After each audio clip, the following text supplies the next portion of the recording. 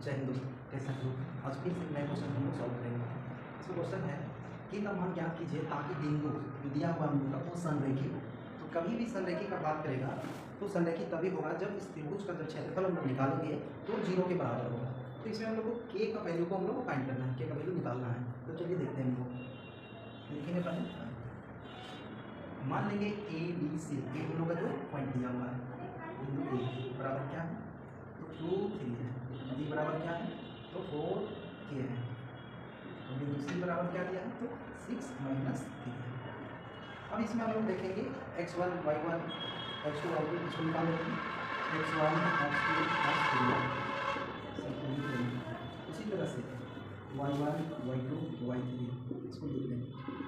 अब हम जानते हैं कि x1 होता है y1 होता है, उसी तरह से x2 y2 x3 y3। अब हम लोग यहाँ पर लिखते हैं इसको, तो x1 हम लोग का है 2 और y1 हम लोग का 3 है, उसी तरह से x2 हम लोग का 4 है और y2 हम लोग का k है।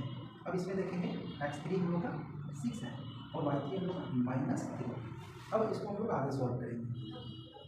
तो ये हम लोग को दिया हुआ है, इसको लिख सकते हैं, आपको यहाँ दिया है, ये हम लोग को गिवन है। अब हम लोग को k का वैल्यू फाइंड करना है। बिंदु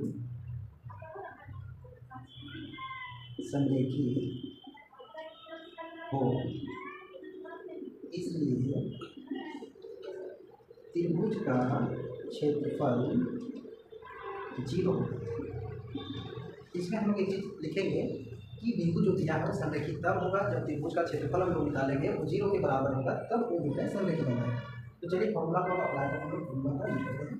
तो इसका फॉर्मूला होता है 1/2 x1 into y2 minus y3, फिर रहेगा plus x2 y3 minus y1, फिर इसमें रहेगा x3 y1 minus y2 equal to 0 चलना है क्योंकि संरेखित का बात कर रहा है।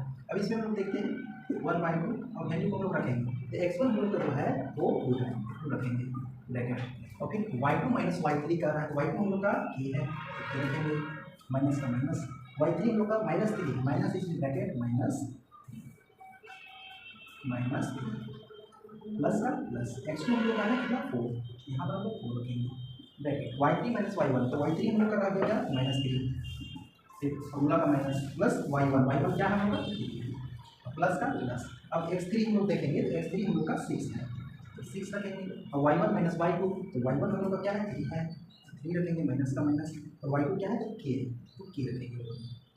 अब ये हो गया इक्वल टू 0। अब यदि फॉर्मूला पर बढ़िया से यदि हम लोग डाटा को सेट करते हैं तो आंसर आ जाएगा, है ना। चलिए 1/2 का 1/2 हो गया, 2 का 2। अब यहाँ देखिए ए माइनस और माइनस, माइनस इंटू माइनस होता है प्लस, तो यहाँ पर देखेंगे के का ए और माइनस और माइनस प्लस 3 का 3, अब इसमें प्लस का प्लस 4 का 4। अब इसमें देखिए -3 और -3 -6 होता है, -3 -3 6 होगा, क्योंकि +3 और +3 भी करते हैं तो +6 होता है। उसी प्रकार से यहाँ क्या हो जाएगा -6। अब इसमें जो है प्लस का, इसमें जो है ब्रैकेट इसके लिए देते हैं -6, अब यहाँ प्लस का प्लस, अब 6 का 6 इंटू 3 माइनस बराबर 0। अब इसमें हम लोग देखें 1/2 का 1/2 हो गया। अब 2 जो है बाहर में, दोनों के लिए है तो दोनों में मल्टीप्लाई करो, 2 इंटू के, तो 2k प्लस का प्लस और 2 3 6 हो गया, प्लस का प्लस, अब यहाँ पर प्लस नहीं, यहाँ पे माइनस है और यहाँ पे प्लस है, प्लस माइनस माइनस, और 6 हो जाए 24। अब यहाँ पर देखेंगे हम लोग प्लस है, प्लस रखेंगे।